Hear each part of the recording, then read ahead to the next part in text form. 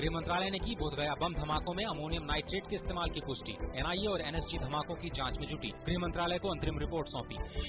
बोधगया धमाकों के सिलसिले में एक व्यक्ति को हिरासत में लिया गया, 2 संदिग्धों के स्केच जारी। महाबोधि मंदिर का गर्भगृह दर्शन के लिए खोला गया।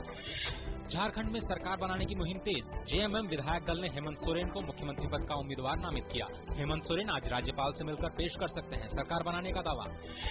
उच्चतम न्यायालय ने केंद्र और राज्य सरकारों से मानसिक अस्पतालों की स्थिति में सुधार लाने के लिए स्थिति स्पष्ट करने को कहा। राष्ट्रीय मानवाधिकार आयोग की एक याचिका पर न्यायालय ने सरकार को दिए निर्देश। चुनाव आयोग राजनीतिक दलों के घोषणा पत्र के संदर्भ में दिशा निर्देश तैयार करने के मुद्दे पर बुलाएगा एक सर्वदलीय बैठक, तारीख की घोषणा जल्द की जाएगी। भाजपा ने कहा पार्टी वक्त से पहले लोकसभा चुनाव के लिए है तैयार, कहा सुशासन और विकास होगा पार्टी का मुख्य एजेंडा, लेकिन कांग्रेस ने समय पूर्व चुनाव की संभावनाओं को किया खारिज।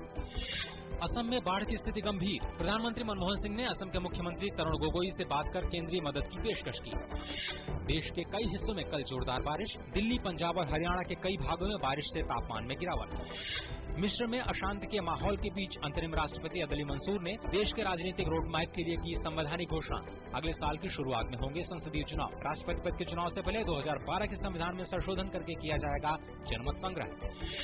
श्रीलंका के दौरे पर गए राष्ट्रीय सुरक्षा सलाहकार शिवशंकर मेनन आज करेंगे राष्ट्रपति महिंद्रा राजपक्षे से मुलाकात। श्रीलंका के वर्तमान राजनीतिक हालात पर होगी चर्चा। इराक ने कहा वो भारत के लिए अधिक कच्चे तेल की आपूर्ति करने को है तैयार। बगदाद में संयुक्त आयोग की बैठक में दोनों देशों ने विभिन्न क्षेत्रों में हुई प्रगति की समीक्षा।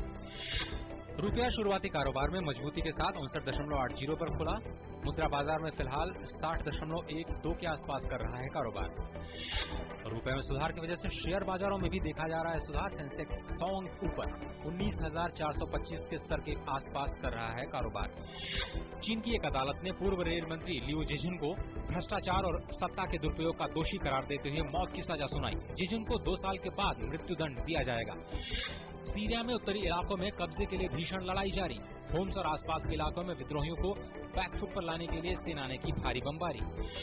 भारतीय मुक्केबाज शिव थापा ने रचा इतिहास। एशियाई मुक्केबाजी चैंपियनशिप में स्वर्ण पदक जीतने वाले भारत के सबसे युवा मुक्केबाज बने। त्रिकोणीय श्रृंखला में आज श्रीलंका की टीम से भारत का होगा मुकाबला। दोनों ही टीमें फाइनल में जगह बनाने के लिए लगाएंगी पूरी ताकत। और ताजा आईसीसी टेस्ट रैंकिंग में भारत इंग्लैंड को पछाड़कर दूसरे पायदान पर पहुंचा।